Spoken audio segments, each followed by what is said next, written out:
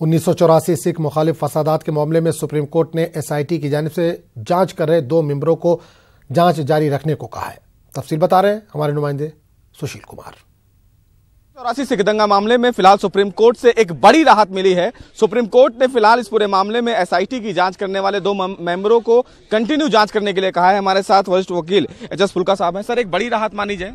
देखिए, आज ऑर्डर नहीं पास किया कोर्ट ने, क्योंकि जो ये 2 मेंबरों को कंटिन्यू करने के लिए वो जो पिछला ऑर्डर था 11 जनवरी का, उस ऑर्डर को अमेंड करना पड़ेगा। वो 3 जजेस का ऑर्डर है, तो इसलिए उन्होंने कल के लिए केस लगा दिया 3 जजेस के आगे। मगर उन्होंने वहां पे रिकॉर्ड कर लिया कि मेरा सजेशन कि अगर तीसरा मेंबर अब अपॉइंट होएगा, नया मेंबर आएगा, तो ये डिले होएगी, क्योंकि पिछले जस्टिस टिंगरा और अभिषेक दुलार जो आईपीएस हैं वो पिछले 10 महीने से ऑलरेडी काम कर रहे हैं।